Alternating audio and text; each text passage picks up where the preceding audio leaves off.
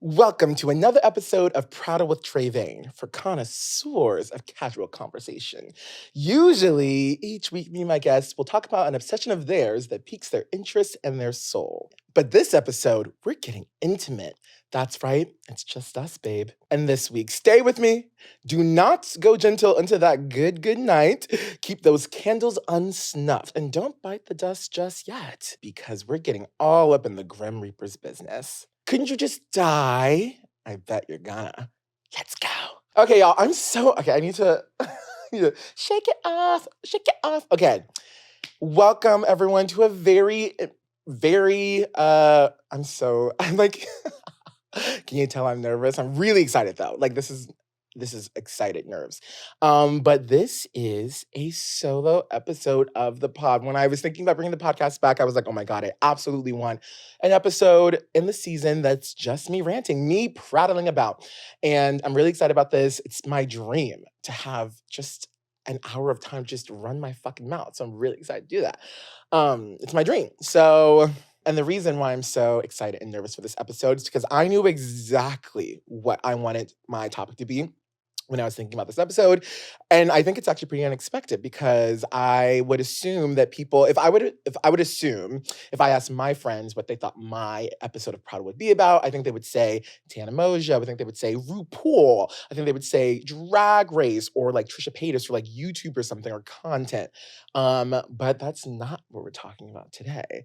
Today, we're talking about that guest who no one ever wants, but who will always show up. Death. Death. We're talking about death. I knew I wanted to do death, and I knew I wanted to do this because it is such an intrinsic part of my entire being. It colors everything I do and every like aspect of who I am. And I don't think people would assume that. I don't think people would sort of guess that. So it's my Hannah Montana moment, taking off my blonde, sparkly, giddy, bubbly wig and revealing the real. But I promise you, it's an uplifting journey. It's a good arc. So we're definitely going to get into it. It's definitely going to get deep and dark because that's what death is. But I promise we will get to the other side with joy and laughter, I promise.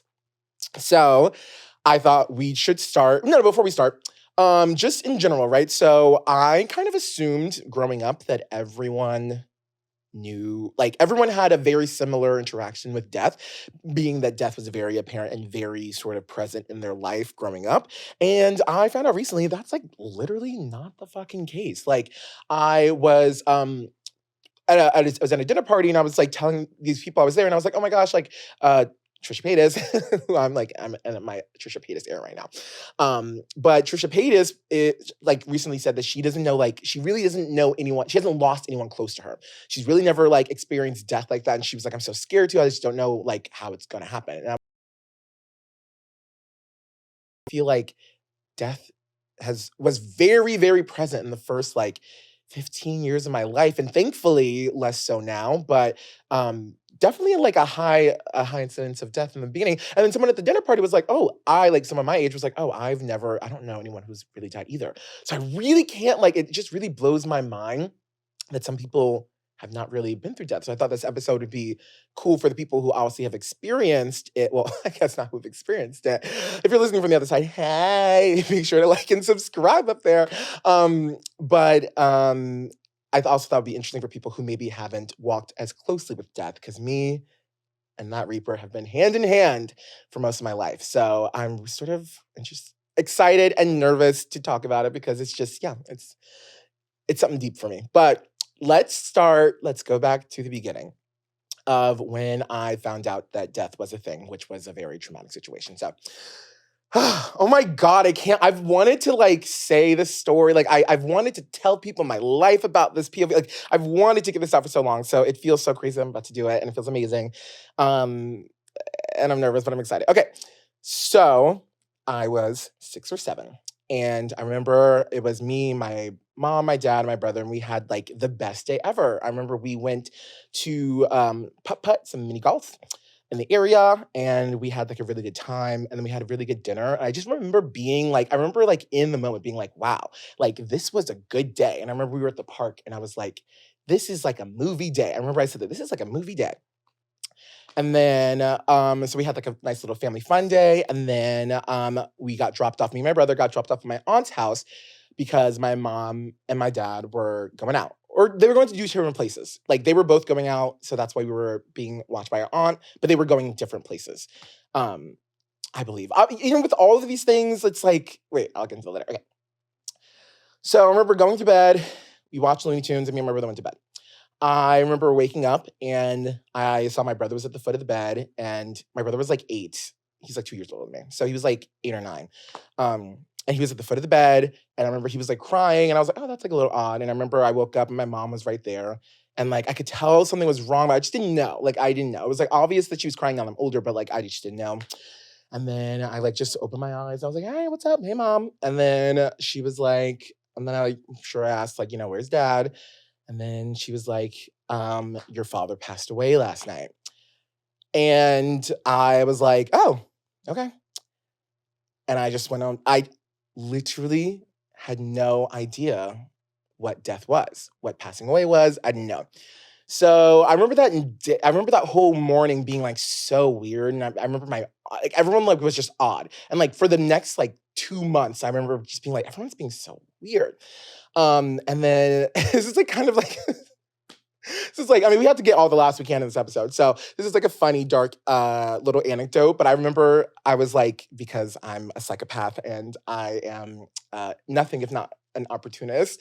I remember being like, oh, mom's like weird. I bet you she'd like get us pancakes because like Dante's sad and I can tell she's sad that Dante's sad. But I was like not getting it. So I was like, I bet you can get to IHOP. So I was like, can we go to IHOP? And then like, it's not funny. It's only, listen, we're gonna have to do a lot of laughing to get through this, okay? So I remember we went to IHOP and we got pancakes and I just think that your 7-year-old being like, you tell your 7-year-old like your father passed and then your 7-year-old's like, okay, perfect. Can I get some pancakes though?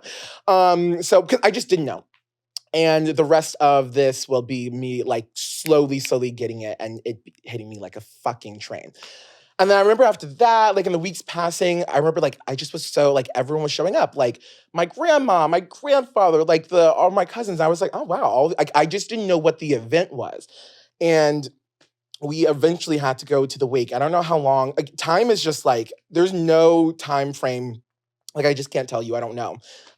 Like you know how they always have those tweets that are like jokes that are like, why doesn't anyone talk about how trauma erases memory? Like that is just so true. Like this is my first sentient memory. Actually, I don't really remember much before my dad died, probably because it was just so crazy and insane. It just wiped out everything else. So yeah, like when people are like, oh, I remember things when I was like 2, I was like, I couldn't even, like I have like certain small flashes and glimpses, like maybe like a handful of memories that were just told to me that I feel like I just have internalized. But yeah, I don't really like, this is the moment I remember coming into the world and like being like, I can like trace my memory back to that. But we ended up having the wake. And at this point, I still hadn't gotten it. At this point, I thought my dad was on a trip. I thought death was a location and he was just away. And I was like, why is everyone coming here? He's like gonna be back on his trip. I just didn't get it.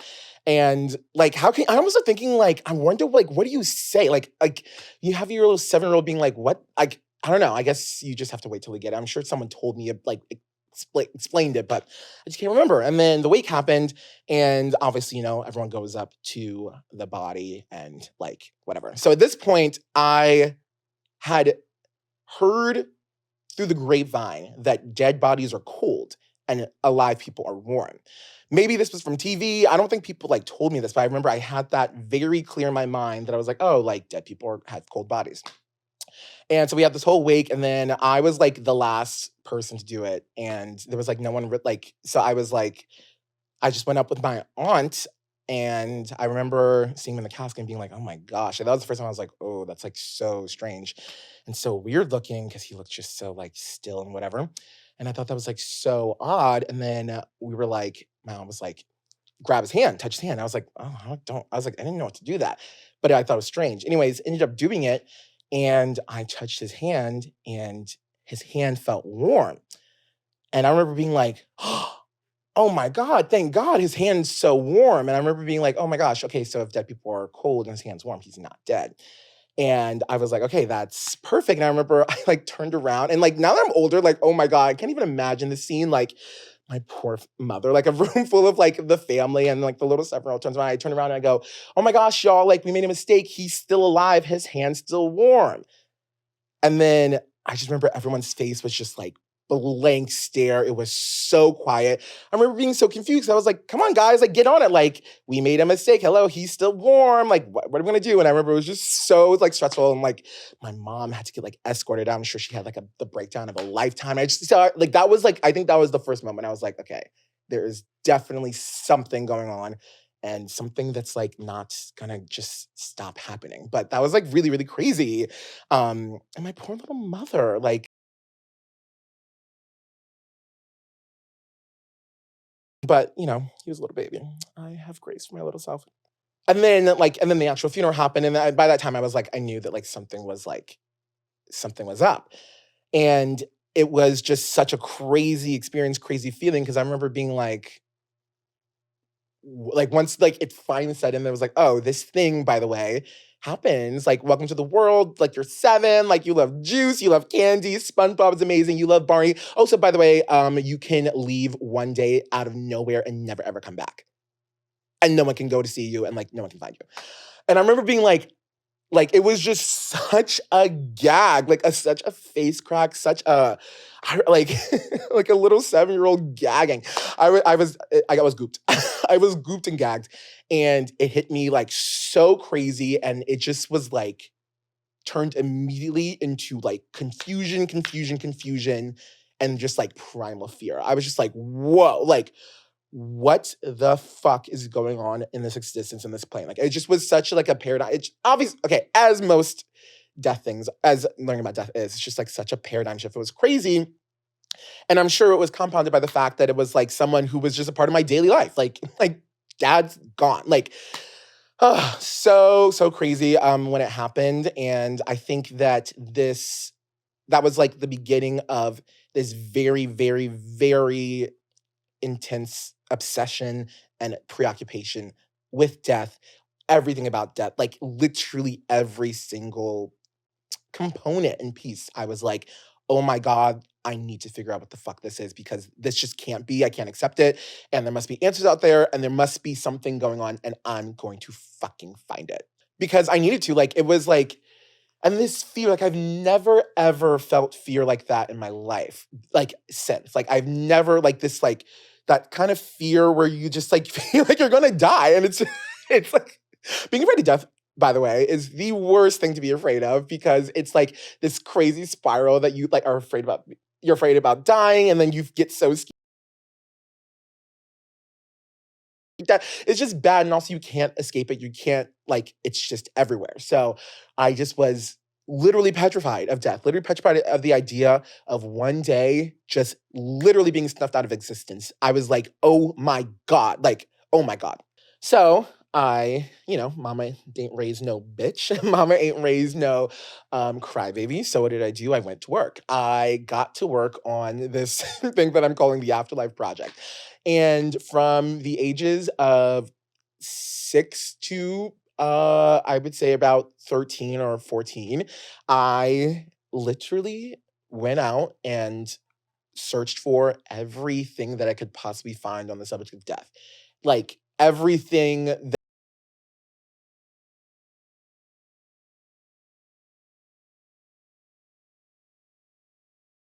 the concept of "you're gone, there's nothing" just wasn't introduced to me organically, it just, like, happened. I don't know what that means, but I was really focused on what was happening in the afterlife. So, I remember I would do things like, if we went to Borders or Barnes& and Noble, I'll be like, "Okay, mom, I wanna go to, like, the kids section or whatever," and I would absolutely just sneak around, and I would find the theology section, I would find, the philosophy section, and I would just start reading everything I can. I truly it's so crazy to think about, but I'm a educated sort of guy, and that obviously came from my mom, who's an educated slave. But I think a lot of my intelligence comes from I've read all of these different books, and I've read all these different articles and watched YouTube, just like anything I could find to figure out. Cause I was like, okay, someone on this earth has to know what the fuck's going on. Like someone on this earth has to know all the mechanics, and like I'm going to figure it out. I remember I got really deep into like the sketchy like YouTube testimonials, like people who like died and like came back. Like this one lady, I remember she was like, I went to heaven and it was like it's like in the clouds and it's all in white and everyone has their perfect little house and we all wear robes. And I went to a basketball game, there were cheerleaders, and it was just like super fun. And I was like, oh my God, like slay, this is amazing, like whatever. And I think the more and I also like I would read Native American origin stories about like how the earth was created, like origin myths, afterlife stuff. All of that really sort of got me through, and I sort of went through the different religions of the world and, really studied about Judaism and like studied like what jhana is and like looked into Buddhism and reincarnation. And I was just basically trying on every single hat to feel which one fit and which one made sense and which one was clear and which one that I could be like, okay, I can like not worry about death because I know exactly what's going to happen after. Shocker, shocker, surprise, surprise. I didn't figure it out. So it just added to the spiral, the preoccupation, the every waking moment thinking about it and every free moment researching it. It was just bad. It just got really nasty and bad. And again, this whole time, I'm like petrified of like losing everything. And oh my God, was I like so afraid to lose my mom. That was like the big, like that was every single thought was like, my mom's gonna die. She's gonna die tomorrow. She won't be able to see me graduate high school. She won't see me in college. Every single thought every day of just like fucking suffering because like, because it's life and it's just crazy and it's scary. And I think the funny thing about looking for answers is that when you start interrogating things closely, things start to unravel because it's not a one-to-one. Like no one really knows. So every depiction of it is kind of off. Cause like even like I was like thinking, I was like, so if heaven's like this like sky suburb development with clouds and robes, I was like, well, like what age are you in heaven? Like if you die as a baby, like will you know what like can you be like an adult? Like are you still a baby? And like what language do they speak in heaven? And how does that work? And what if you want to do something, it's not basketball, do you have to like be at the basketball game? And like all these questions, like you start like everything out there. You can start like poking holes and just wonder like how it works out. Like even thinking about this, right? Like thinking about heaven, right? When we get there, right? Where it's supposed to be this is for Christian heaven, by the way, which is why I was like mainly raised by, so that's like what I get the most, and that's how my mind kind of works. But it's like when you get there, it's supposed to be like no earthly bad stuff. But I'm like, okay, well, if I'm there, am I me? Like, do I have my personality? If we don't have our person, like, do we have our bodies? If we don't have our bodies, who are like, it was just too confusing. It was like, it was too much. And then it ended up making me more stressed because I was like, why doesn't anyone fucking know? Like, why doesn't anyone know? Because if no one knows, it makes it feel like that the answer is like the big darkness, the big night. But who knows, right? We'll get to the afterlife later. We all will. Let's okay. But one unsurprisingly very beautiful thing that I found through all of this was when I was looking through all of these different myths and these different stories from these different cultures from different times. It was really beautiful and striking at how similar a lot of it was. And that's when like some comfort started to come in. Cause I was like, oh my gosh, okay, that means like, if people from this side of the planet who've never interacted with this side of the planet both kind of feel like the same stories happening in different ways. Like that makes me feel like there is a big story that we just like don't know the full thing. So that was kind of like kind of like reassuring, I suppose. But when the spiral like I think really started to get really bad, it just would manifest in like a really lot of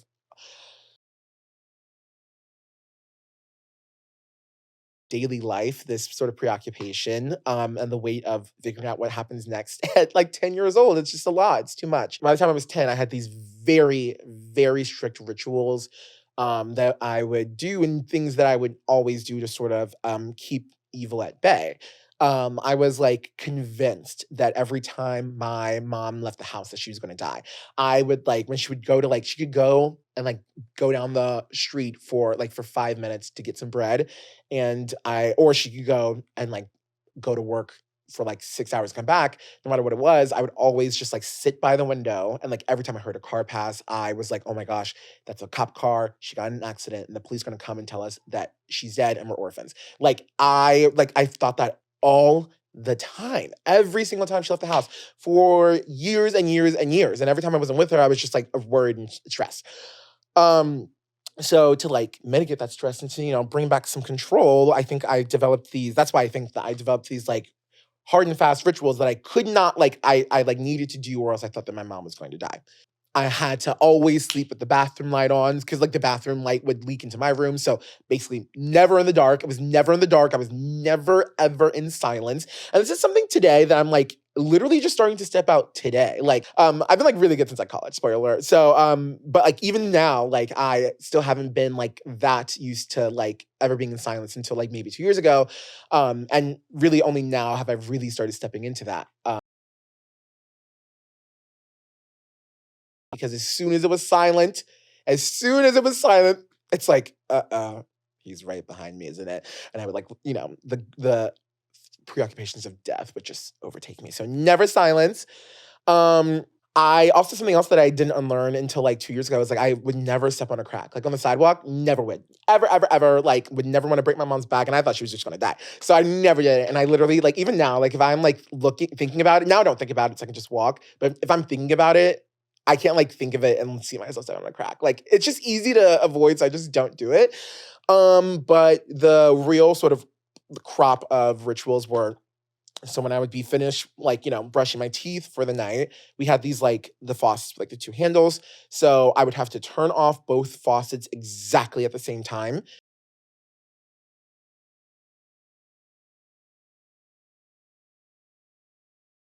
But it was a very specific amount of times, like 6 or something, or 7, probably 7. It was probably a good number. And see, like good numbers, I still to this day keep the TV on like even and odd. But people do that, or I keep the TV on even. People do that anyway. But that was like another like safety thing for me, I guess, whatever. And then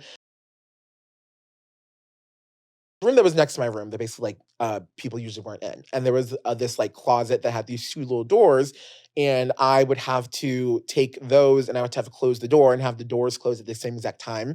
And it was very frustrating because one of the doors was kind of broken, so it kind of like didn't always, it never closed fully like cleanly. So like this would like take the most amount of time. Like I'm talking like every night, like I'd be there like 10 to 20 minutes. One time it took 45 minutes 'cause it's like I would not go to sleep unless the doors closed at the right time.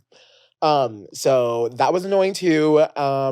Also, mind you, I'm doing this completely like in my own silo. Like am, I don't know, I'm just not a person, and I've struggled with this my whole life, but I'm not a person who is able to articulate emotional needs in the moment or like articulate emotional struggles in the moment. Like I'm like a get through it and then tell people about it. Like I've always been like that, but it's just not conducive to anything. So like this whole time, like, because I'm like, this whole family's grieving, right? My mom lost her husband. She just bought a house. Like she's lost her husband. My brother also lost his dad. So I was like, like I just can't burden anyone with this. So I would keep all of this to myself. The majority of my preoccupations, like all these rituals, like I would tell no one. I wouldn't tell my friends at school. I wouldn't tell anybody. And so, it's this kind of like just sad thing of this, I was just like I shouldn't have been like, I don't know.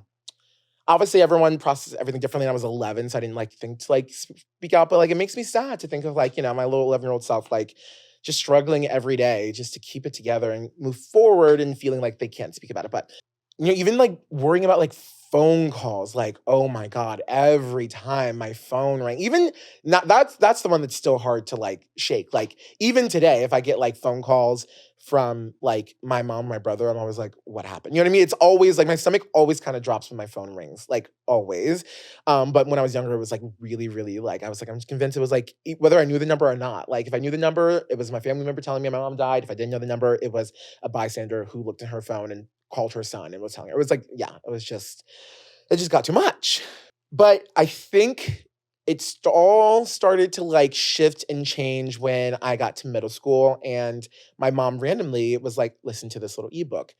Because I remember that day I was like crying about something. And like when I was a kid, also, by the way, like I am like this is who I am, like this disposition, this sunny and this bright bubbliness, and this is always who I've been. But when I was a kid, I was like a really like when I was home, like away from school, I was just a really like sad kid, like volatile, freaking out. I had all these like I was emotionally unregulated. Like I could not regulate my emotions as a child, and it was really exhausting and really annoying. And I remember like one afternoon, I was just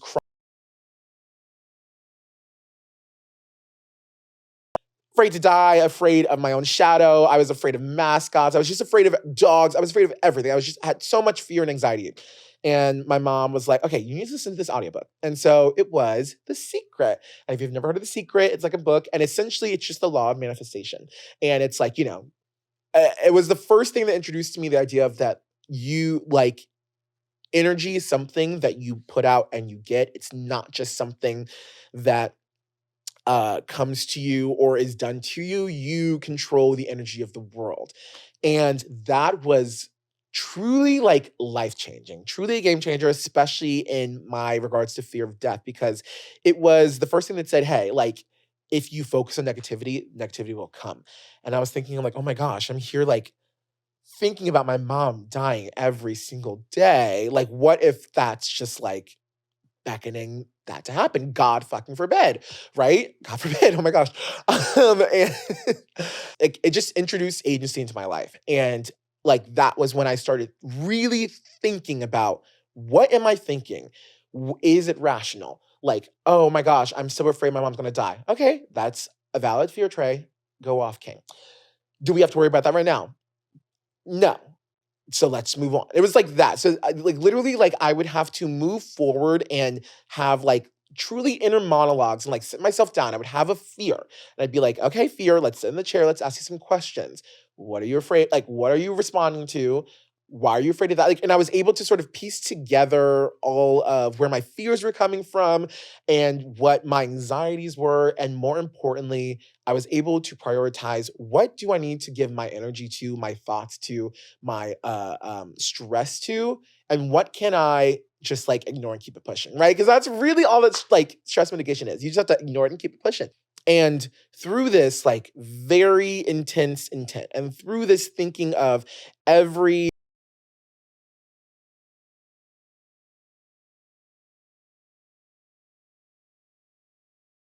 now what is like influencing that, where is that coming from, it made me a very introspective person, and it made me a person who I think is able to see things at scale. Because when things get really, really scary, I found that scale helps all the time. When things are super like something that's big like death, like I'm afraid to die, I'm afraid of my mom dying, right? That's really, really big. So like I have to scale back and be like, you know what? I'm here right now. I'm here today. My mom's here today. Let me just go have a good day with her. Because what this childhood also taught me was that when you have a bad day, that day's gone forever. It's burned for good. That was a bad day. And a lot of things can go wrong and a lot of things can create bad days, but a lot of the times it's us working ourselves up for this bad day. So, and when things are super, super small, like when I'm like super stressed about something at work, like I'm like, oh, this project's killing me, I can't do it. Like I'm able to like scale out and be like, you know what?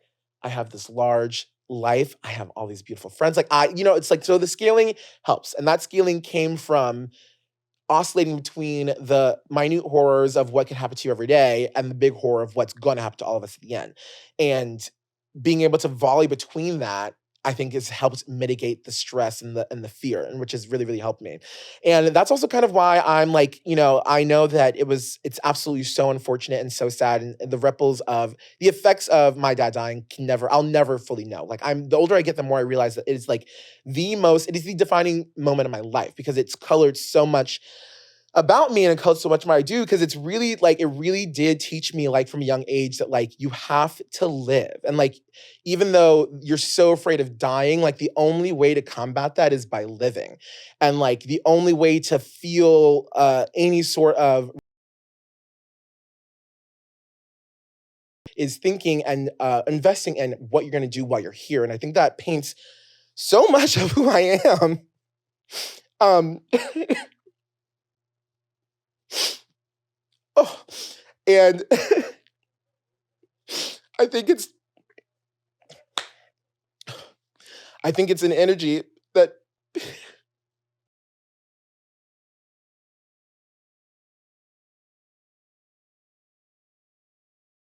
always comment on my energy and my happiness and my joy. And I think it's because I'm choosing it every day because you have to choose it. You have to seek it. If you think about life, if you were born and you just like laid on the floor and didn't do anything for your whole life, you never moved an inch. Things like the hard parts, the worst parts about life, right? Like hardships and heartbreak and loneliness and death and sickness. That's going to find you. You're going to experience that. If you do nothing, if you did not one thing, you are guaranteed to experience all of that. And but the things that we're actually here for like things like joy, things like community, things like love, things like excitement, like that's the stuff that you have to choose and that's the stuff you have to seek out and that's the stuff that you have to do everything that you can to get there because you won't get it if you don't try. You won't get it. It's not guaranteed. None of that is guaranteed. None of that's guaranteed. There are people who go through life without any of it. And so that really drives me. That's why I go so balls to the wall. That's why I always put myself out there. And I've always, that's why that's why I'm the guy who's like, oh my God, I can't even get through a sentence. This is crazy, but this is beautiful. Okay. All right. Oh my God. I will say though, there is nothing more glamorous than speaking through a tear. Like that's just so glam. All right, anyways, okay. Yes. So that's why I'm me. That's why I do that's why I speak up. That's why I put myself out there. That's why I want to try everything. I want to do everything. I want to experience everything because that's living. Like that's living. Like if the biggest fear is that death is nothing, that means that the greatest joy has to be that life is everything, living everything. I want every single experience. And so like, even though it's awful that these things happened when I was young, it's just, I can't even explain how much this outlook has poured back into me and how much it has benefited me. Because I can so say like, I can truly say that I love my life. I'm so proud of the situations I've put myself in. I'm so proud of the things I've accomplished. I'm so proud of the places that I've been. I'm so proud of the people that are around me. And I know it's because I went out and I sought it. And I know that it's because that I take the risks and just know that everything, the ideas of like failure and embarrassment and shame, all of that is just such a crock of shit. And at the end of your life, you don't get a medal for never being embarrassed. You don't get a prize for never falling on your face in front of people. You don't get anything because at the end, we might all get the same thing that's nothing. And if that's the case, the only way that I'll be okay, remotely okay on that deathbed, is that if I look back and I knew that, you know what, I shot every shot. I climbed every mountain I could. Not even if I climbed it, but I tried and I believed that I could. And that's all that matters. And that's really the best gift that my dad's given me. And it's just something that I'm really happy to share because, I see so many people are so unhappy. Like, so many people are so unhappy day to day. And I know that a lot of it comes from getting bogged down with the minutia and not being able to see the big and the small picture at the same time, or not understanding that because life is precious, it means that you just can't rest, But Well, you know what? No, I guess whatever works for you works for you. This is what works for me, but I'm glad that I've been able to share it because I think it's just it's the truth. Like I really feel like one time my friend, uh, one of my best friends was like, I really feel like you've cracked the code on how to be happy. And I think so too. I think that if you lead with gratitude and you focus on what's possible and you only speak life into yourself and others and you only share yourself authentically, you can't help but find happiness and you can't help but find life and living and experiences, and it's just so beautiful and wonderful. And it came out of such a crazy dark place, but I would not switch it for the world because it's invaluable. And I was able to like really find that. And like I said, like I was like, a really emotional wreck and emotional mess. But even then, like for example, the people who knew me growing up, I don't even think they'd say it. Like I don't think they would be surprised to hear that I was that much of a wreck because I was always like smiley and like trying to put on a face. But in the beginning, it was more of like sadness doesn't exist. I don't feel that. It was like a robot thing. I used to think I was like I didn't have emotions, but I only have whatever. That's another story for another day. But now I like know that I live like the full spectrum of life, and really like by the time like my second year in college, I feel like after that was when I really felt settled in my view of life and who I am. And interestingly enough, that's also when I feel like people started commenting on how I show up differently and saying like you know yourself. People always been like you know yourself and you know who you are and you're only you, and it's been really nice. And I think that all that comes from all of the tumult. Is that a name? Is that a word? Tumult of you know being smacked in the face with death at 6 years old. So where am I now in terms of afterlife, all that kind of stuff? Listen, y'all. All I know is that we don't know. And all I know is that we can never know. That's why all of our conceived notions of the afterlife have holes in them because it's not this life. We have no idea. And I'm okay with that. I'm so okay with not knowing because it's very clear. Like, if that is some nebulous, confusing thing, but something that makes so much sense to me is that living is for, like, right now is for living. And I think I know how to live. So that's kind of just what keeps me forward, just making the effort to have an amazing day every day. And I'm just so happy. I'm so blessed and fortunate that like most of my days are really good days. And all of them are good days, but like most of them are really, really good days. I'm a very faith driven person. I absolutely believe in a higher power. I wake up and I give gratitude. I don't give gratitude every day, but I try to do it every day. But I definitely like am thankful, and like I say thank you and I give gratitude in the moment all the time under my breath. Like I'll just be hanging out with friends and I'll always be like, thank you for this good day. I'll say thank you for the stillness, thank you for peace, thank you for health. Like I every time I'm thinking of something, I'm like, I'm glad I have that. I just really say to the universe, thank you for it.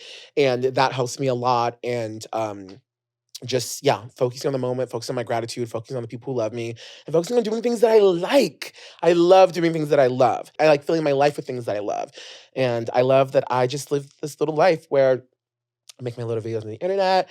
I love scrolling. I go to brunch and go dance with my friends in New York. Like I'm so happy. I'm so happy. I'm living. I'm living. And I am just grateful for every aspect of my life. And this has like been the first time where I've been like grateful for everything consistently. And it's just been really amazing. And I'm so grateful for this podcast and for, you know, creating my own momentum and creating my wind in the world. And it's makes me feel amazing. And it's all of it is because of what I learned through that experience and not wallowing in it and not sort of being beaten down by it, but trying to be inspired by it and find the light through it, which I really appreciate. Wow.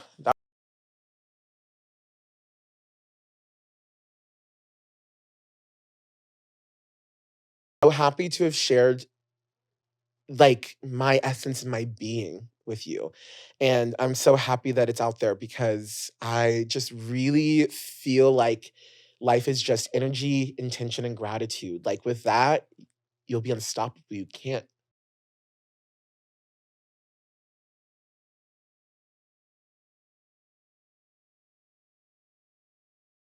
someone, but we all will lose someone and we will all die. And we're in this together though. And we're all gonna face it the same way. And we're all going to be fine. And if we're not, then we won't even be. So I think that's fine. I don't know. Damn it. I was trying to end this on a like that's like I wanted to end it on like a nice note. I had like little questions after, but the story just took most of it. And I'm happy I shared every detail about it. But all this to say, when you're feeling stressed, scale up, scale down, focus on gratitude, focus on how you could have the best day possible. And just focus on what you like and just do it and feel it and pursue it. And I hope one of the things you like is Prattle because it's like my favorite thing in the world. So thank you so much for joining me this episode. I definitely want to do like more solo monologues. It's really fun and hopefully one that's a little bit lighter, but this was nice. This was good. I feel better about crying. Oh my God, I love crying. I like didn't cry for like second, but I didn't cry for like a lot of my life from that. Like I said, I used to like turn the faucet off. I'm like just happy, whatever, dark. But I love crying now, so that felt really good. And I love you, Dad. And thank you for all the life lessons on this earth and past it. So thank you all so much for listening to another episode of Prattle. Hope to see you on the next episode, and I hope to see you in the afterlife. Ciao.